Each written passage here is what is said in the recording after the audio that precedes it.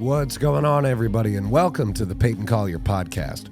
My next guest is one of my favorite people on the planet, a great friend and a mentor to me during the 4 years I lived in Indianapolis.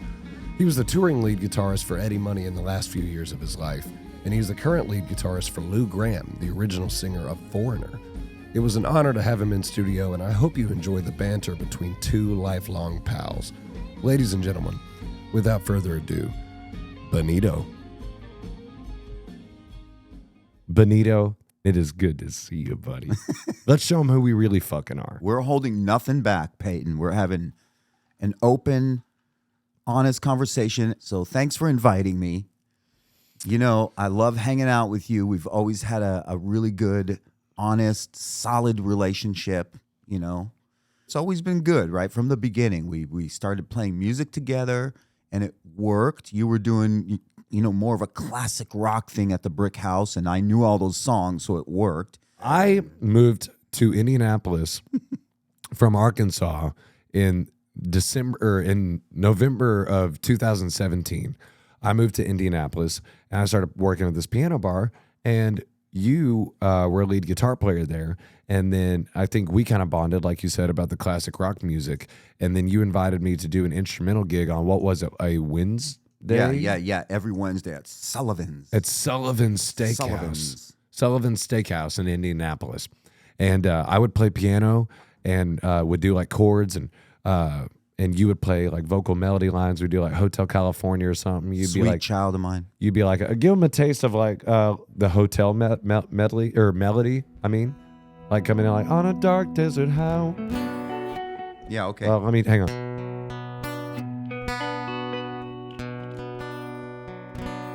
One, two, ready, and.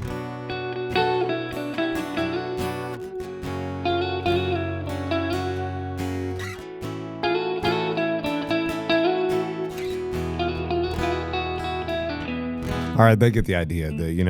Just it's like elevator music, but elevator live. music, but live. We're doing these gigs. We start hanging out a lot. We start doing a lot more gigs together. I start pulling you on my acoustic shows, and we're playing at the piano bar. We're playing acoustic shows on the patio, and really just figuring out the nature of two guys doing what we call getting guitarded. Getting guitarded. Well, Payton, I'll tell you, you are good at making money. I'll tell you that. You know, for being a young guy, you're way ahead. That's very kind, and I appreciate it. And even though my name is on the podcast, today is about you. When I met you, Benito. It's about our relationship. Let's make it about our relationship. When I met you, Benito, you were playing guitar for Eddie Money. Eddie fucking Money. Yeah, Take Ed. me home tonight. So cool. Let me do the lick. Check this out. I'll try to sing some of this. I feel a hunger. It's a hunger that tries to keep a man awake at night. Are you the answer? I shouldn't wonder when I feel you at my... I can't do the next part. It's too high. I don't want to yell in here. That's the kind of shit we do. We be playing. Yeah. Oh, wait, let me turn the reverb off.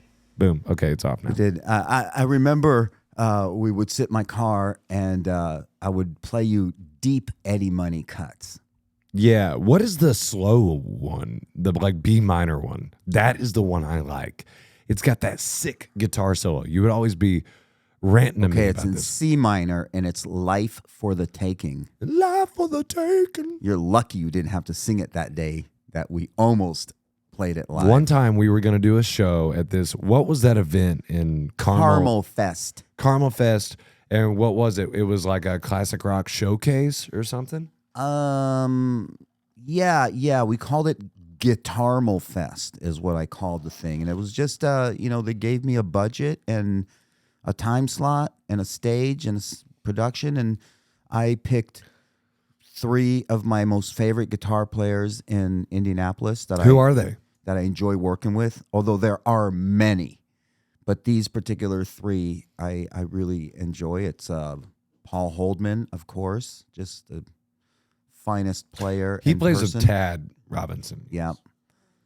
Doug Henthorn, who's God also bless him. Incredible. And of course, my beloved, sweet Gordon Bonham, master of blues, like a historian of music. Yeah, shout out all 3 of those guys. God, I Paul love those Holdman, 3.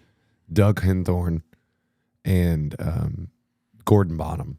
But there are so all Indianapolis-based musicians, right? yeah. But there's so many in indie that I love. You know, Phil Purley, Patrick Harshberger, or KC Harshberger, as people know him. You know, from the Warrior Kings. Do you think I'm biased because I lived in Indianapolis and was a part of the music scene and got to know everybody, that that city has so many great musicians in it? It really does, dude. It's amazing. And that was my favorite thing, working with one of my favorite people on earth, Miss Lisa Sauce, and Blonde Entertainment. Sausage.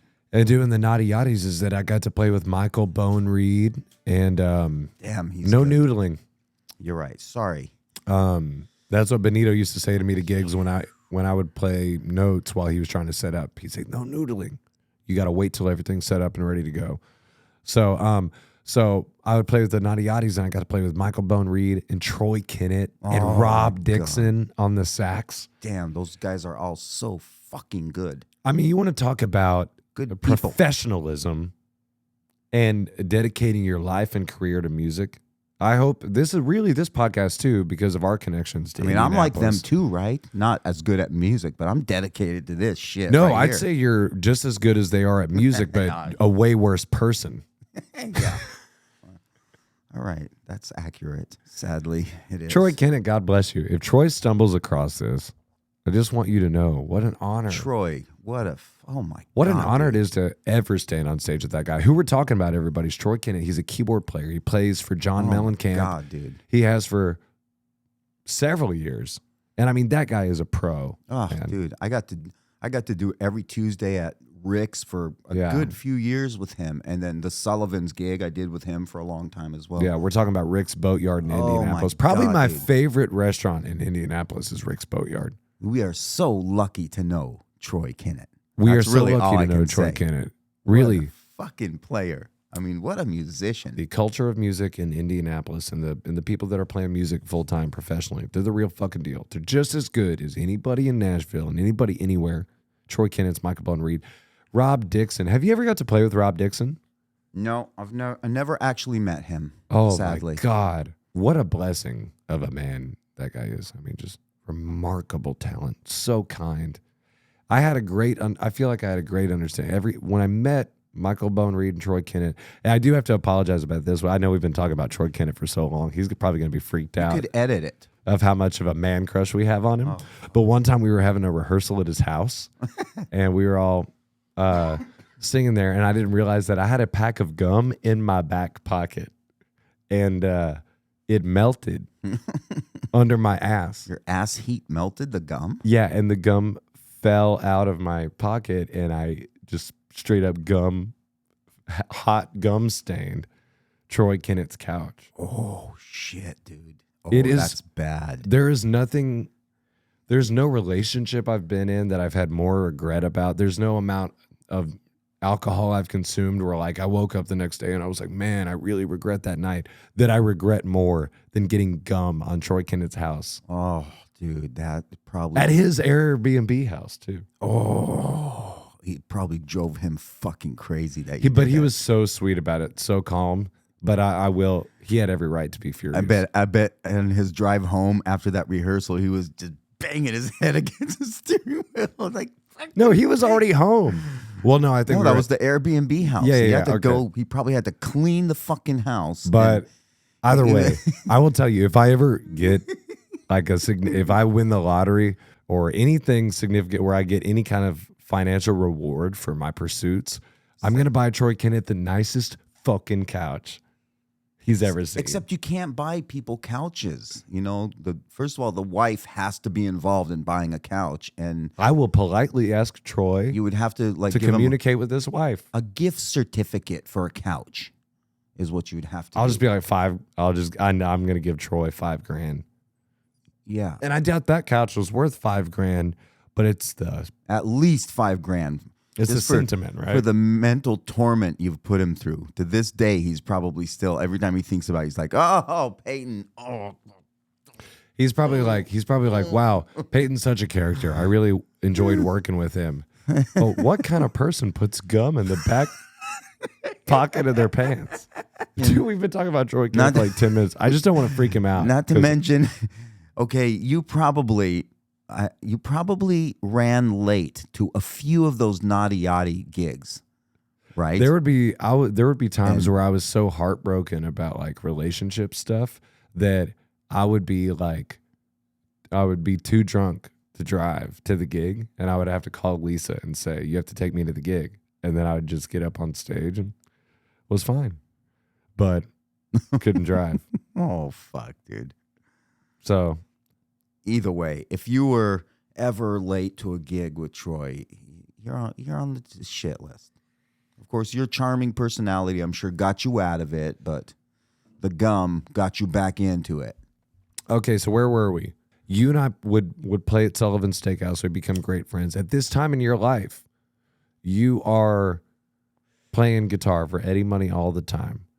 So tell me, how was there even an avenue to have access to getting a gig like Eddie Money?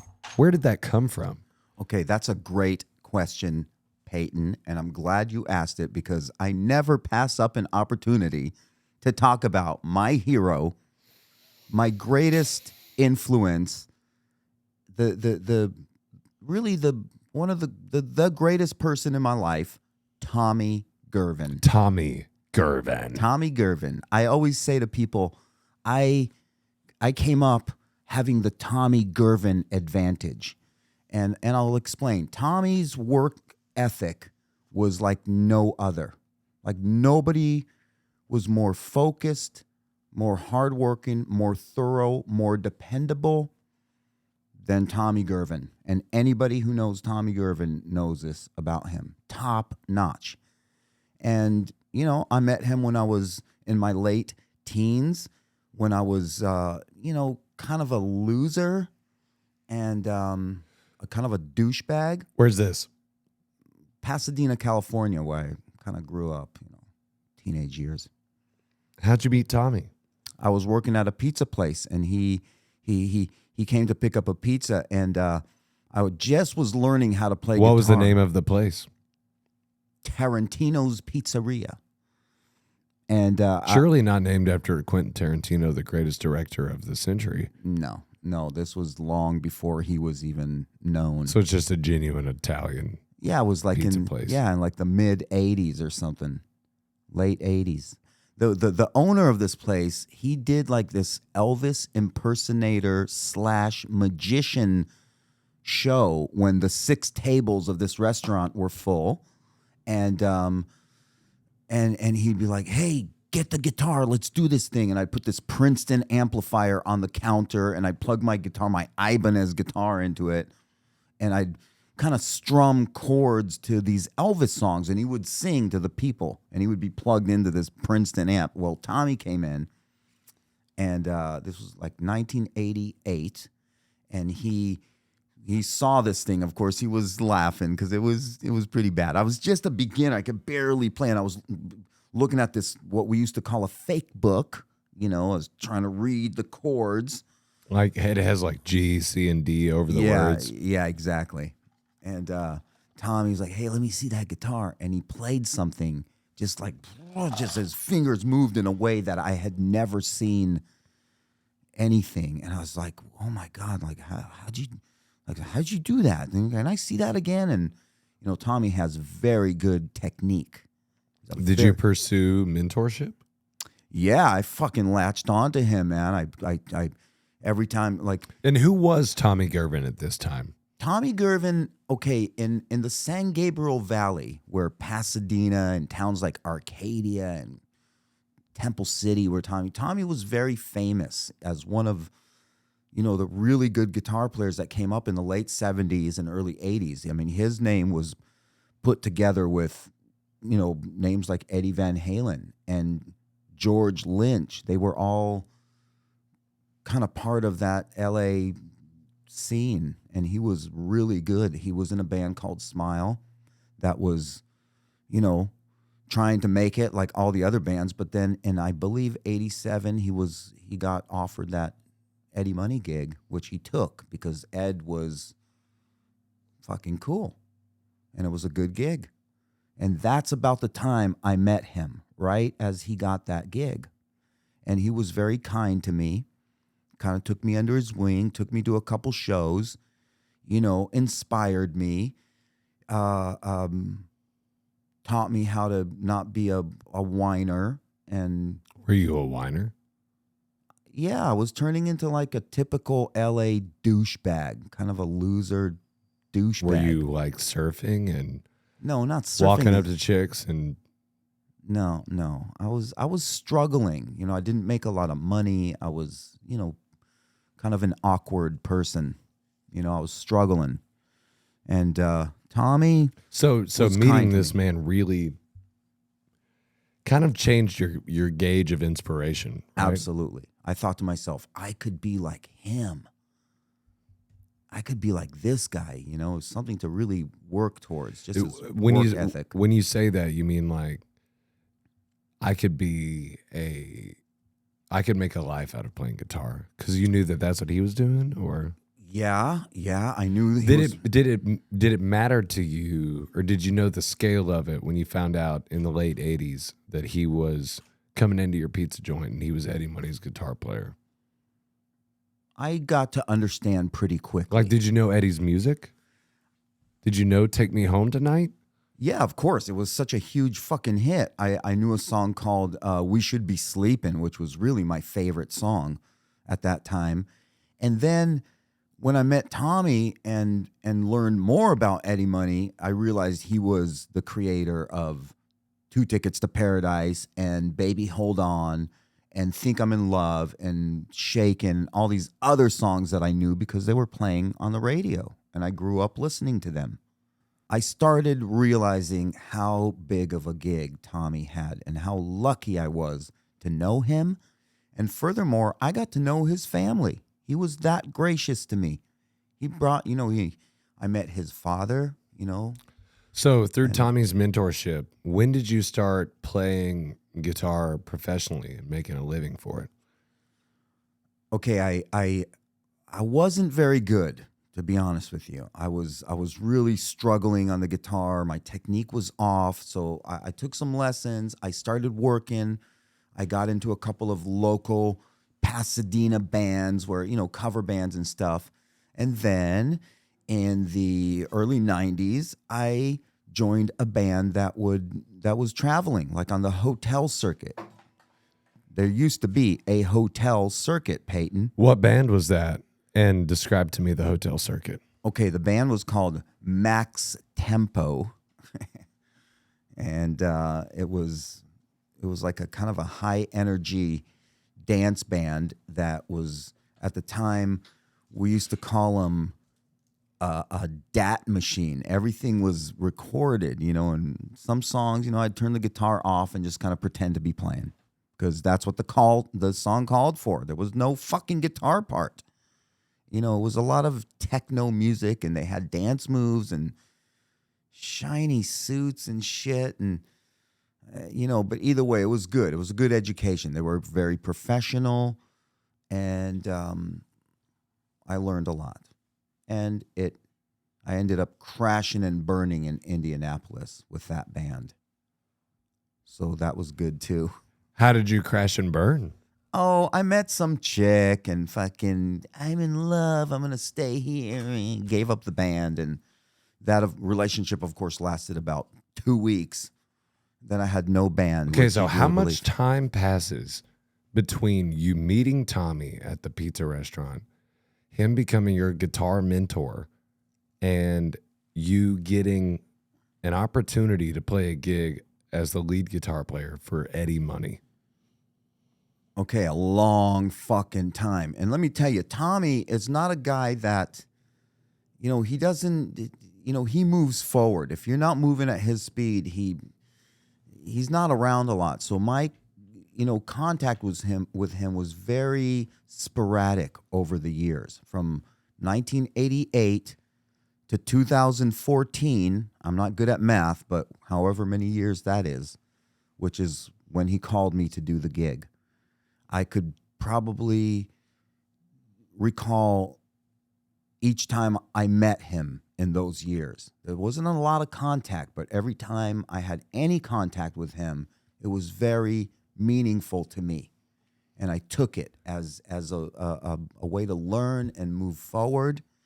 And, just being around Tommy, you learn something about discipline and presentation because he's sharp as a razor. Where are you at in your life when you get called and Tommy says, I need a sub, I need somebody to come in and fit this bill for me? What are you doing? And do you realize how big of an opportunity this is? Yes, because it's the opportunity I thought about every single day since 1988. Fuck yeah, man. I was like, I want to do what he's doing. I think I could do that someday. And I thought about it. Let me tell you, last night you played for an empty room. Well, I played for a lot of empty rooms also. And the only way I could really, dig into my instrument and be serious is I would pretend as if Tommy was going to hear this.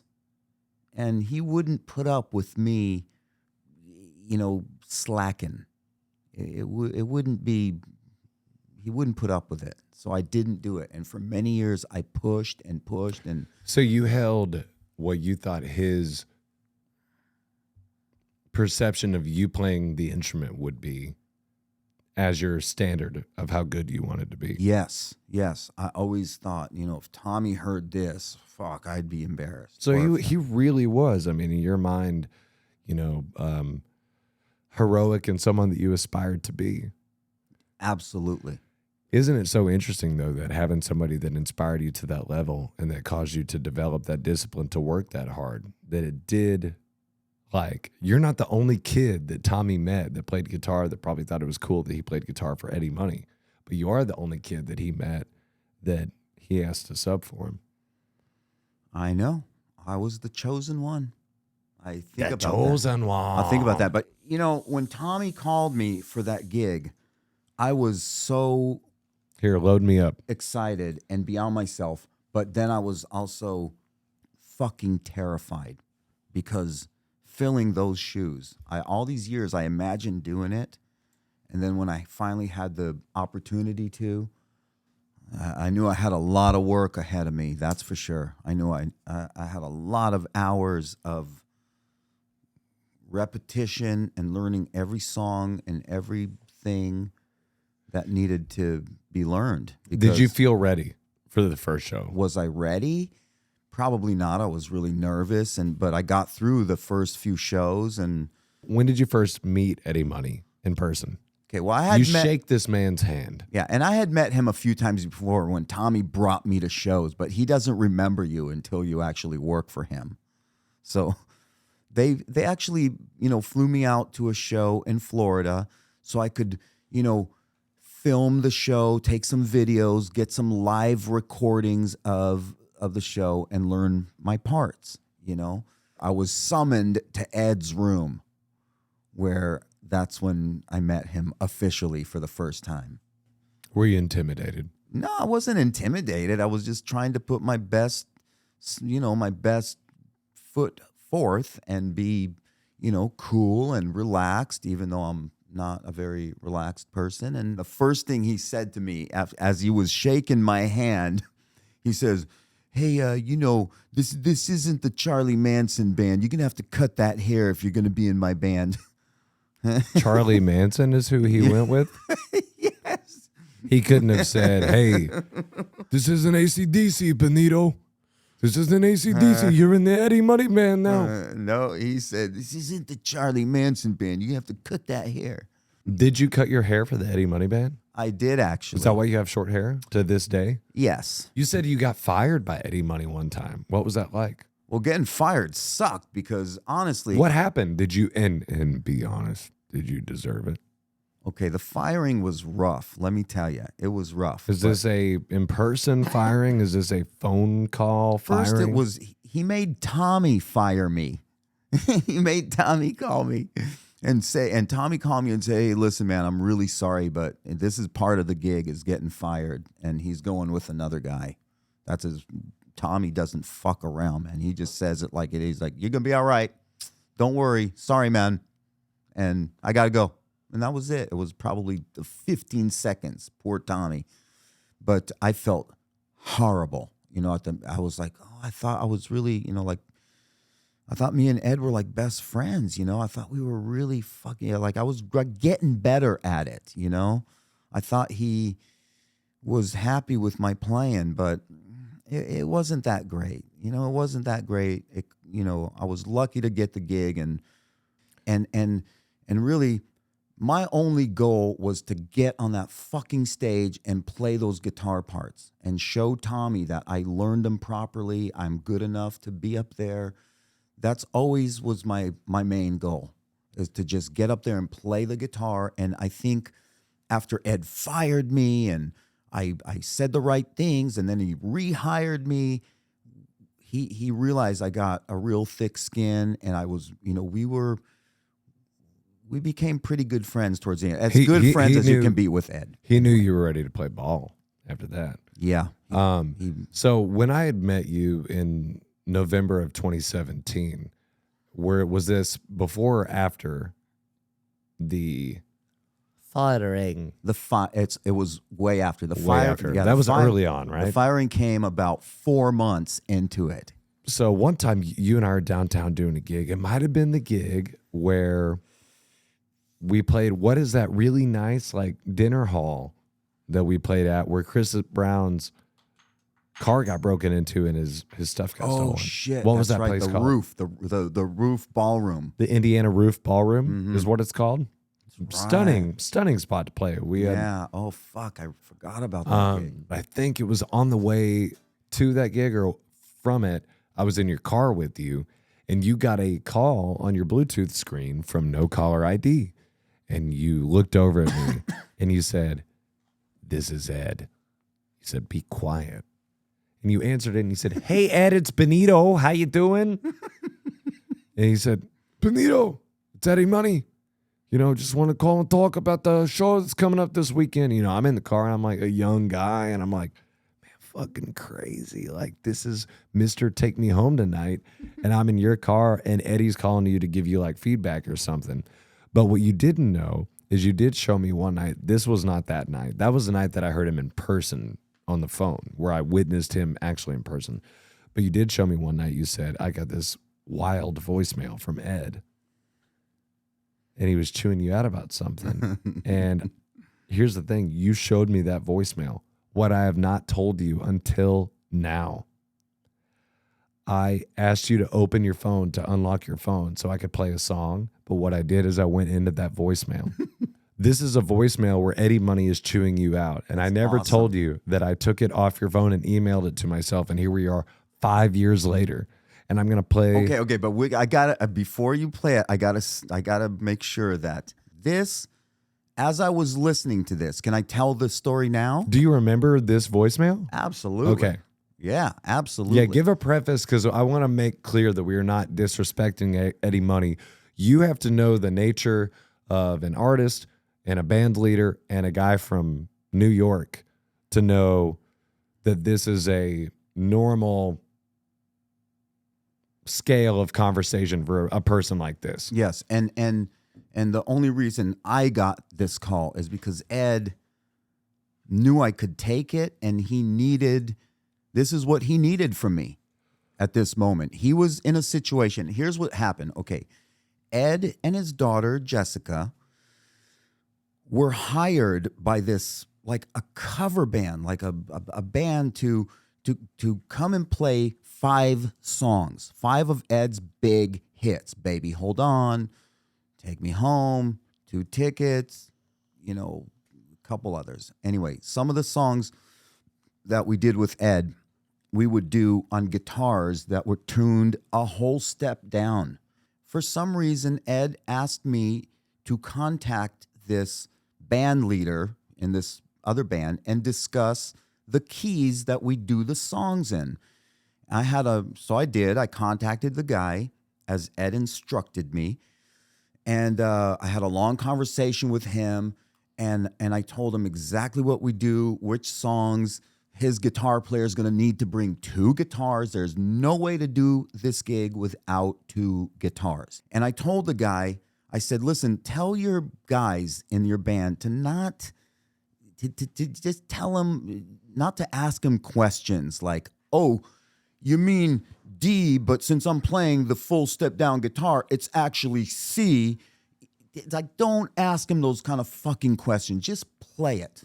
So anyway, sure enough, one of the guys started, talking to Ed, and he, his go-to to get out of that conversation was, hold on, let me call my guy real quick. Let me talk to Benito and see what he's thinking. And that's what you're about to hear. He was in front of a band when he made this. So you don't think that this is sincerely how he felt about you or how he ever spoke to the band? This is a performance. A performance to confirm with the people that he's in front of his status. Exactly. And there was a phone call the next day where he apologized, and without, my job was to make it easy for him. I told him, you don't need to explain shit to me. It's no problem, Ed. If you got to say that, that's what you needed, no problem. And that's how you keep a gig. Can I play it? Are you ready? Yes, ladies and gentlemen, this is awesome. Ladies and gentlemen, a piece of rock and roll history. Ladies and gentlemen, Eddie Money. Benito, why are you being such a fucking asshole like all of these guys will only down a half step, except for Baby Hold On? You're down a full step, and you fucking know it now. These guys got to, they got to be down the half step. What kind of mistakes are you making? Benito, so what is it like for you to hear that? Just hearing that is funny. It's awesome. It makes me miss him. I wish I'd get another call like that from him, but I know I'll never hear that again other than on that recording. And then, of course, he called and apologizes. He was very good at that. And with everybody, not just with me. He was hard. He was, he could really make you feel terrible, but he was very good at apologizing and building you back up. And the way he built me back up was he gave me another gig. I got called for another gig. That's how a guy like Ed says we're cool. I think that's one of the beautiful things too about the industry is like, I love documentaries too because it shows the good and the light and the dark and the bright of people's journeys and stuff, and for you to have those experiences and just to know, one of my favorite quotes too about hearing you talk about Eddie Money is when you talk about, he's like, nobody does inflection like Eddie Money. And because I think you'd said that when I brought up to you, I was like, dude, his inflections in like 2 Tickets to Paradise and the way that he just says certain words is just so characteristic. And you told me that he would tell you, nobody does inflection. Yeah, like it wasn't Eddie Money. inflections. He would say, nobody can phrase like Eddie Money. Phrasing, yeah. Same thing, right? Yeah, nobody can phrase like Eddie Money. And then sometimes when we would go on after like, who was it? Like Night Ranger. Night Ranger has a very guitar forward show. 2 guys that are just ripping, and they're ripping.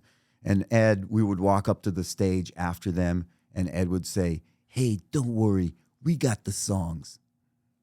We got the songs. We got the songs. We got the songs. What a journey, dude.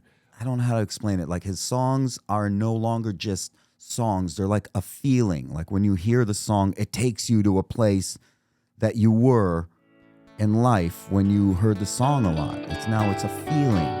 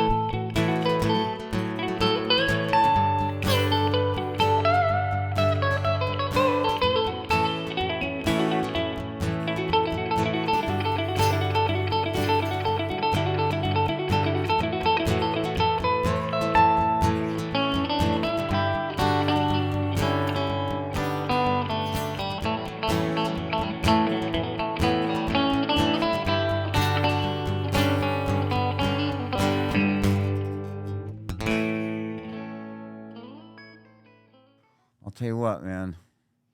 Ed and I, we smoked that weed every show.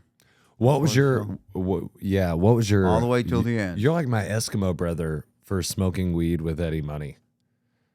Like I smoke weed with a guy that smoked weed with Eddie Money. Gotcha. I don't know what that fucking Eskimo first time bro- I've ever heard about this Eskimo thing, but your Eskimo brother is a guy that has slept with the same girl as you. So if you and I had ever slept with the same girl, which is highly unlikely. no, that's a bro code violation. We don't break the bro code. You and I. No, dude, that's. I mean, there's no way that's not a bro code violation. Think about it. Even if you were with a chick, like as a young, way back then, at some point your friend said, "Okay, let's forget about that, and I'll still do you, and I'll deal with my friend." No, So it's a bro code violation. So you're telling me if I slept with a girl in the 3rd grade and you met her when she was 40, you still wouldn't sleep with her because your bro code is that profound? Yeah, I mean, I mean, listen, I'm fucking married, all right? So I'm not sleeping with nobody. But and When was the last time you seen me smoke this much weed back to back? probably in my garage at some point. So you're back to gigging in town, and you and I are spending a lot of time together at this point. I mean, imagine the weed that was smoked. A lot. And in shortly after we're hit with COVID, and we're all off for a little while. And dude, I remember you during COVID for me, because I'm living in Indianapolis, and my parents aren't there, and you're kind of friends with my parents, and you, even though you have 5 kids, like every week during COVID, you're like, if you need anything, if you need money or weed or anything, you just let me know. I said that to you? Dude, countless times. I have no fucking memory of that. That doesn't sound like something Dude, I you would were say. looking out for me. I swear to God. I must have been out of my fucking mind. You must have been so high. Not high, but just panicked. Dude, you remember what happened when COVID started? I started doing... You don't remember telling me that you were like offering me money every week. I was like, what? How does this guy have money? None of us have worked in 3 months and he's got 5 kids. You were like, Payton, if you need to borrow some money, I got you. If you want to come over and play some guitar, don't get lonely. Don't get stuck in your house. Man, I must have been worried about you or something. I just think you knew that you and I were actually friends. A lot of us meet each other and work together and respect each other, but you and I genuinely became friends. Yeah, I guess so. Unfortunately. Yeah, no, it's been good, man. You've been a good friend. Okay, so we make it through COVID. We're gigging a lot. You and I were doing a lot of acoustic gigs, duos, at all kinds of breweries all over Indianapolis. You were playing with my band at the time, which was called Payton Collier and the Candle Burners. Right. Calling my band. That was fun. And we had, dude, do you remember Connor Green? Yes. Maybe the best bass player in the world. It was amazing. Connor he Green nailed your show, that guy. Connor Green, though, is the most professional and thoughtful musician I've ever worked with. I actually contacted him a while to see if he wanted to do some 3-piece gigs, but he was not available. Yeah, he's in that band. I kind of got him after the COVID stuff, but yeah, his band is doing a national tour or maybe world tour. And, this podcast is about spotlighting musicians. So even if we're talking about Troy Kennett or Michael Bone Reed or Rob Dixon or Connor Green, all these indie people, thank you guys for taking the time to sit in your room. And you too, Benito, of course. Thank you guys for taking the time to sit in your room and develop a relationship with your instrument and get good at it and then share that art with the world. At the end of the day, you got to love the instrument. That's what keeps you moving forward and staying interesting and discovering more about the instrument, Is there anything in your life that you love more than the electric guitar? Well, look, of course I'm going to say, well, my kids, of course. But, You know, of course, the electric guitar is my passion. It's been my constant companion for most of my life. I've developed, you know, relationship with each instrument I have. And, you know, and I really enjoy the sound of a guitar and the feel of a guitar. It's so joyous. Just a note on a guitar. I live for that.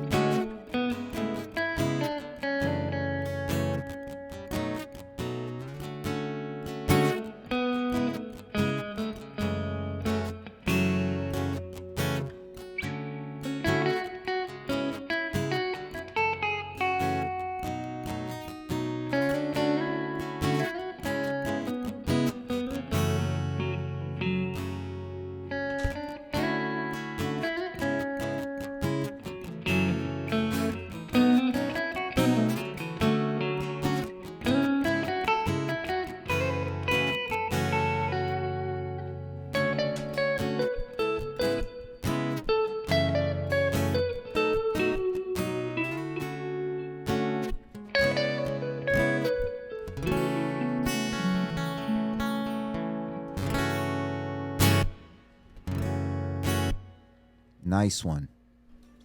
So let's get up to the present. So Eddie Money passes away. This is tragic. You're working your ass off. You're surviving COVID by doing local gigs in Indianapolis, and you were seeking. And you're telling me all the time. You're calling me and telling me you're like, I just really want a better opportunity. You're like, you know, after this Eddie Money thing that I did for so long, I really just feel like I have more to give. I want a better gig, and then you get in communication with people that hook you up with Lou Gramm. So how did you get hooked up with Lou Gramm, the original lead singer of Foreigner? Okay, once again, I owe everything to Tommy. It always comes back to Tommy. My beloved Tommy Gervin, and this time also my beloved Joel Ragland, soldier of God. Joel is the guitar tech. He was the guitar tech for Tommy for many, many years in Eddie Money. And of course, when I started filling in for Tommy, I worked very closely with Joel, and we're very good friends now, like you and I. We have a very open relationship, very close relationship. You have an open relationship with him? Just we're open with each other. We're just always honest. Sexually? No, come on. He's like the most religious dude ever. He's like a soldier of God. You said you have an open relationship with him. We're very open with each other. Okay? Did you hear that? Yeah, what was that? Is there a bomb in here? A mouse or something. Oh, wait. They sound like a mouse. Do you have mice in this fucking room? Okay, Joel Ragland. Anyway, so Joel, the guitar tech, who's now guitar tech for Joan Jett, and an awesome guy. Both Tommy and Joel, you know, vouched for me when Lou was looking for a guitar player. You know, actually it was Bob Golino, the Lou's manager, who called Tommy asking if he wanted to do the gig, and Tommy is not really doing that right now, so he said, no, I'm not available, but call this guy. He could do it, and this guy was me. So once again, fucking Tommy puts the opportunity of a lifetime in my lap. Tommy's been, I told you in the beginning of this thing, Tommy's been awesome to me. Changed my life in so many ways and continues to. Do you have an open relationship with him too? Tommy, yeah, we're very honest with each other. Although, you know, Tommy, you know, he doesn't waste time talking about bullshit. So He doesn't give a fuck what's going on in your life. I remember when you got the Lou Gramm gig and you told me that you were confirmed for it. You were practicing every day, every one of those Foreigner songs, front and back, getting to the bottom of it. I was sending you videos, wasn't I? Yeah, you were sending me videos and showing me your progress, and then I was like, okay. And then you had sent me one where you had finally had it where it needed to be. I texted you back and I think I said, now we're talking. Yeah. Did I say that? Something like that. I vaguely remember that. But yeah, you know, it's like, hey, any guitar part, it takes time to learn it. And then, master it, get all the kinks out. You can never play it exactly like the original because we all, at the end of the day, our fingers are different, our pick attack. There's so many nuances in guitar that make it different. But you get as close as you can technically, then you start breathing life into it. So I shared that progression with you. I thought you would find it interesting. I most certainly do. You know what else I think would be interesting? What? Telling the story of what happened to us before we got in this podcast studio today. Fuck. That story again. I begged Benito. He was kind enough to come down to Nashville from Indianapolis. And you and I, we love getting sushi together. We love getting sushi. Yeah, and by sushi, I don't eat anything raw, okay? So I get kind of the California roll things. Is that not raw? Do you get spicy tuna? Like, is that raw? I don't know. I never get that stuff. What is in a California roll exactly? I don't know what's in it, but everything's fucking cooked. Remember what I asked that chick when I ordered my volcano rolls? I said, everything here is cooked, right, that I'm ordering? You remember that? I don't know. I was too focused on reading the menu myself, but I'll tell you this. Here's what happened. We're at this place in Nashville, and I don't want to throw them under the bus as a business, but this just did happen, and it happened to you too. But we're eating, we ordered some sushi at Rock and Roll Sushi here in Nashville. So I take a bite of this sushi roll. The first one goes down smooth. I go, man, that's pretty good. The second one, I'm biting and chewing and chewing and chewing and chewing, trying to throw it down the hatch. And I realize, man, something just ain't getting chewed, Like the more I chew, it just is like not chewing. So I'm like, oh, maybe I can just swallow it. So I try to swallow it. Turns out it was the seaweed inside of the sushi. And it completely, while I chewed everything, the rice and everything else and all the meat and fish meat inside of the sushi roll, I chewed all that and the seaweed came undone and elongated and I swallowed it and it went down the back of my throat. And a piece of it is still hanging. I can tell on the front of my tongue. So I start choking. This thing is clogging my windpipe. I'm going, Benito and I are just talking. And I know I'm like, I can feel on like the back of my tongue. I'm like, this seaweed is still lurking. So I'm reaching in my hand, my huge hand. I have big hands. I have really big hands. I'm reaching my hand into my gullet. Trying to pull it out. And Benito, you're like, Payton, are you okay?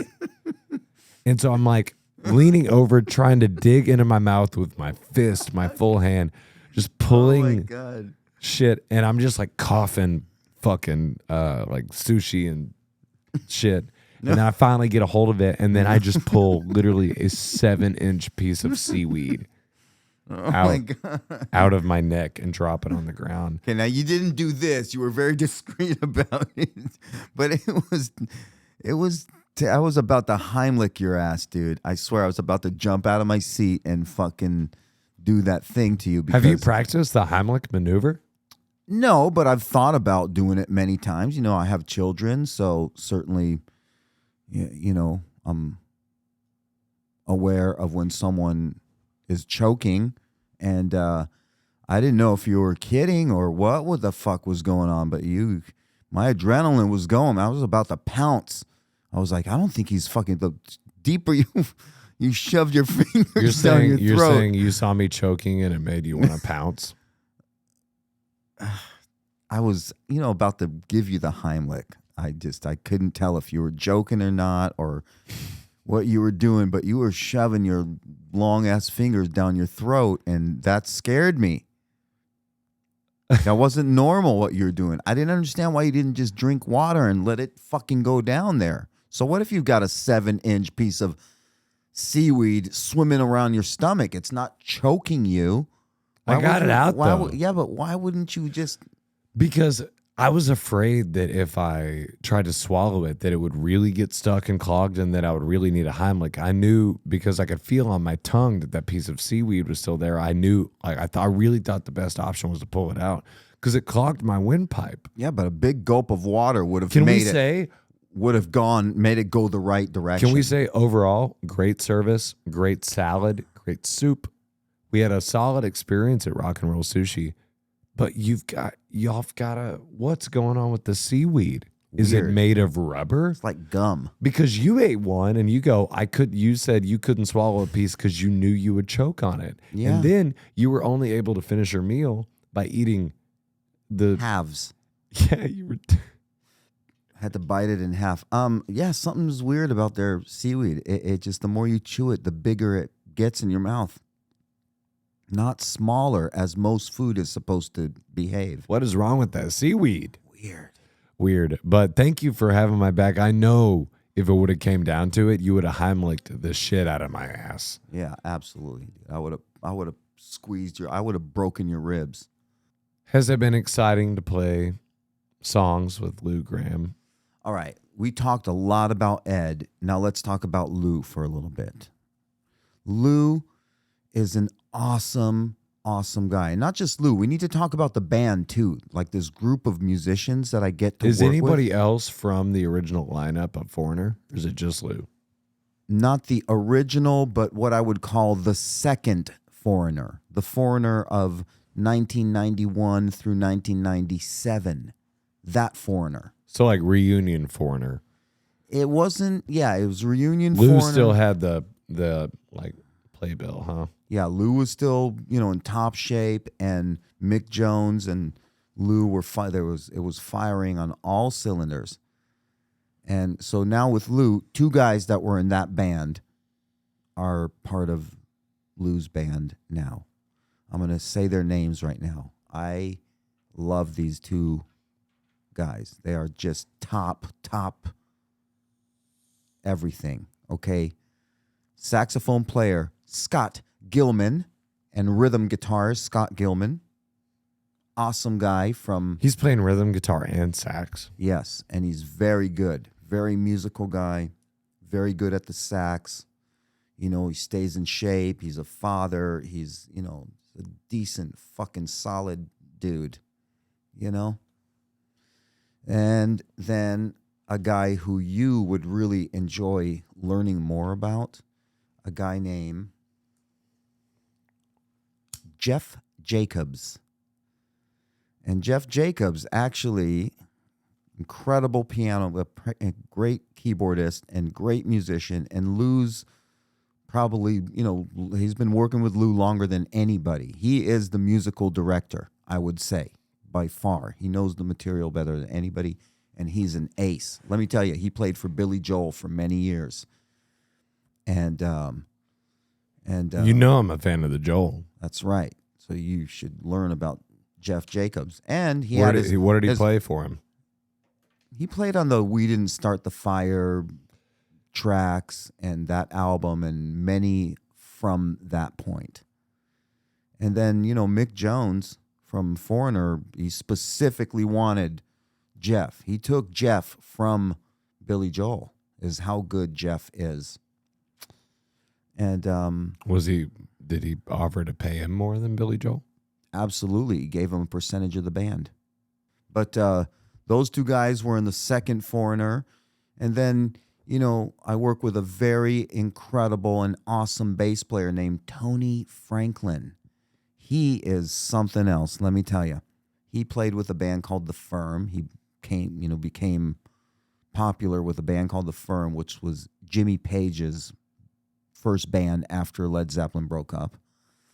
And, he has an amazing resume. And he's a great bass player, a great musician, and equally, if not more, a good hang. And that's so important. And Tony will tell you this. The hang is more important. And I got to tell you, I almost blew it with Tony by being too much Benito. He kind of taught me I need to, maybe scale it down sometimes. It's not always the best idea to try to be funny, to try to be that guy, to try to, it's okay to sometimes just slow down and feel people out before you start telling dirty jokes that might offend somebody. Tony does not like dirty jokes. He's a very proper English gentleman and a supreme musician. And he let me know he does not like dirty jokes. He thinks that, Monty Python is funny. And I 'Tis but a flesh wound. don't get that at all. None of that stuff ever seemed funny to me. But, cock and balls seems funny to me. All right, let me ask you this, though, dude. Like Jukebox Hero, you're playing that with the guy that sang that song on the record. You heard that song for 30, 40 years. Yeah. Probably 40 before you ever played it with that guy. What does that do to your brain to be like, I'm the guy playing this with the guy, that guy? Well, what's going through my brain is don't fuck it up. That's always what's going through my brain. Play it correct. It's an honor and a privilege and a responsibility to play hit songs like that, like we talked about earlier, songs that have transcended. They're no longer just a song, they're a feeling. We have, as hired guns, a responsibility to not only the guy who is singing and created it, but to the audience who paid tickets and is expecting to hear the song played properly. And not, I don't care how good of a musician you are, you don't get to just jam on the songs or play them how you would if you got a request at a piano bar for the song. That's okay to just kind of get through it, make your $20 worthwhile. But when you're playing with the guy, you got to play it like the fucking record. And it takes discipline. Do you think that takes a different type of guy than the jammer? Absolutely. I mean, listen, you need to be a jammer too to be able to do the note for note stuff. And I've told you this before. If you think about a classical musician that maybe has a good job with the fucking Philharmonic or something, they're playing whatever's on the page. There's no improvising. That's how they wrote it. That's how you play it. Well, in our situation, it's the same thing. If you're playing Lou's songs or Ed's songs, they've been played so many times. You've heard them so many times. You can't miss notes or improvise. You got to play it correct and make Lou happy. And the riffs and the comfortable. The riffs and the solos they're so iconic in songs like that with artists like that if you don't play them the right way, it will be recognized by the audience. Yeah, and worse, by your fucking guy that's paying you, who's going to say, we're done. Yeah. You're just understanding you're there to serve. You're to serve the song, serve the guy that's signing your paycheck. Beyond that, just shut up. Be grateful.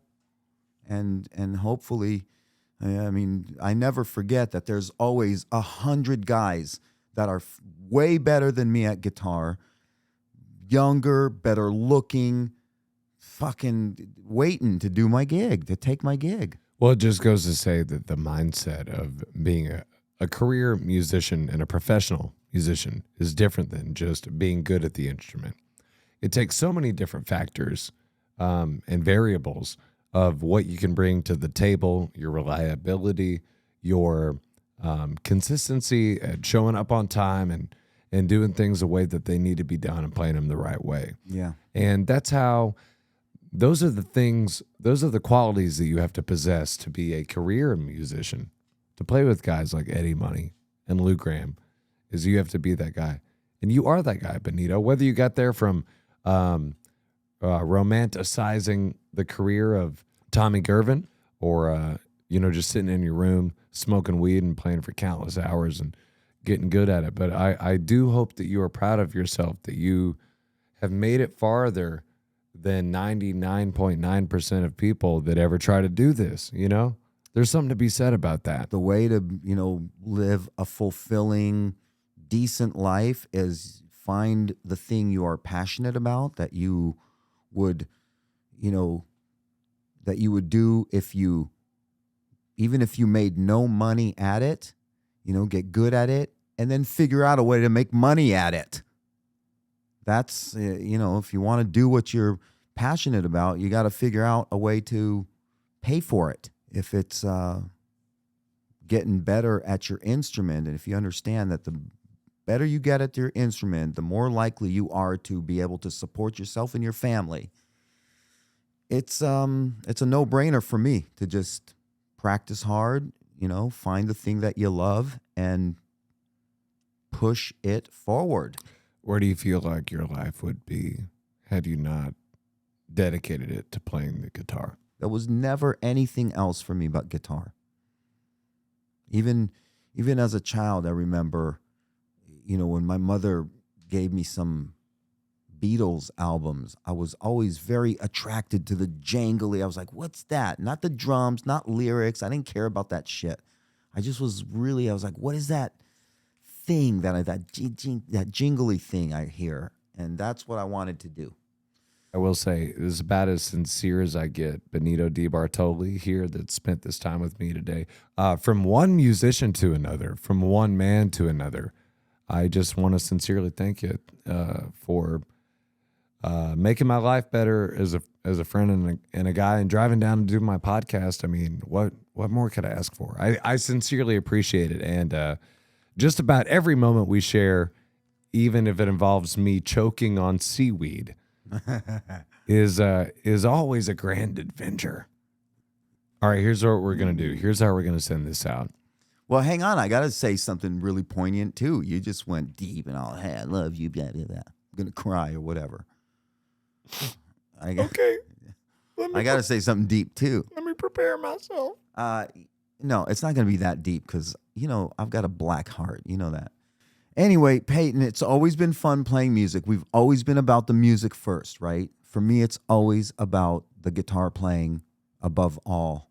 That is the passion and the thing I do, and I'm not the best at it. There's guys way fucking better than me, way talented. There's many different guitar players. There's guys that, picked it up real easy. For some reason, it worked for them. Some people are very school. They apply a lot of,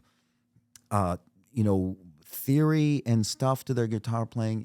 Me, I'm not the best, but I like to be consistent and work hard at it and improve. And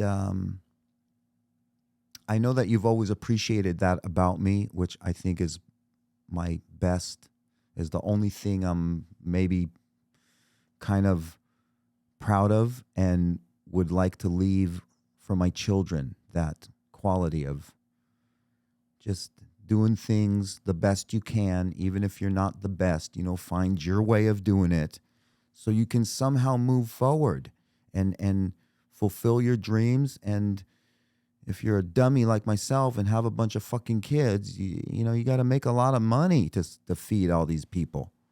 So you got to stay focused and make money, and don't be a baby, and don't buy shit you don't need. And I know you appreciate that about me, and I appreciate that. I appreciate people that have something they want to give to the team. That's my job, and I'm honored and happy to accept it. Good one, Benito. Yeah, good one, Payton. Thank you so much for taking the time to come and sit in on my podcast. I love you so much. We have had so many beautiful musical moments together. I know we sure have. We both have many more ahead individually and as a unit. Ladies and gentlemen, Benito Dibartoli. Check him out. Brother, thanks for coming in. Thanks for having me, Sonny boy. We'll see you next time, my guy. All right, should I sit here until you turn those off? Or do you want us to get up and just move around? Just say goodbye, everyone. All right, goodbye, everybody's. Thanks so much.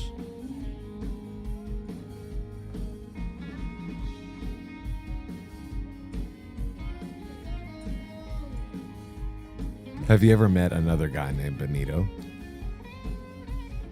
Yeah, I've met a Mussolini? a Mexican guy. No, dude, Mussolini, he was a fucking horrible person. Fuck that guy. He was just fucking got executed and dragged through the streets.